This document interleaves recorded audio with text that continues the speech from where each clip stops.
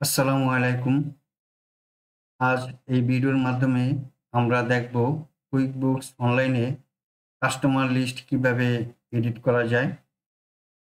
আমরা আছি এখন কুইকবুকস অনলাইনের ড্যাশবোর্ডে। ড্যাশবোর্ডের পাশে আমরা দেখতে পাচ্ছি ব্ল্যাক ব্যানার।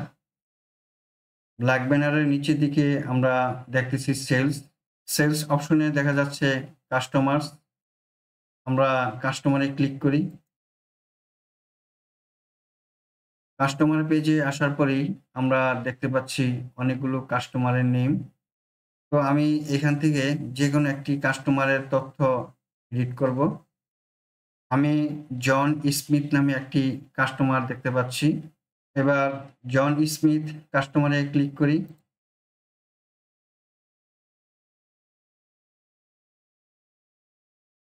এখন আমরা দেখতে পাচ্ছি জন স্মিথ কাস্টমারের ইনফরমেশন। এখন পাশেই এডিট অপশন দেখতে পাচ্ছি। তো এডিটে ক্লিক করি।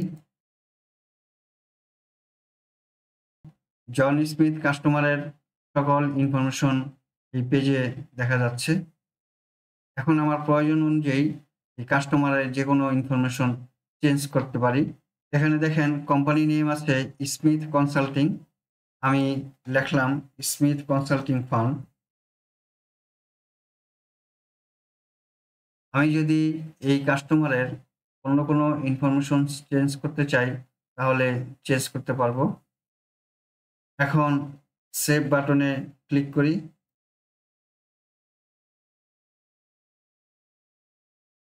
পূর্বে এই কোম্পানির নাম ছিল স্মিথ কনসাল্টিং। আমি এখন নাম দিয়েছি স্মিথ কনসাল্টিং ফার্ম।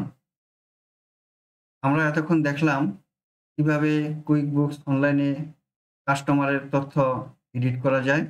আশা করি আমরা সবাই এ বিষয়ে ক্লিয়ার হয়েছি।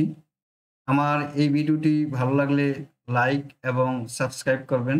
এতক্ষণ আমার ভিডিওটি দেখার জন্য আপনাদেরকে অনেক ধন্যবাদ। আসসালামু আলাইকুম ওয়া রাহমাতুল্লাহ।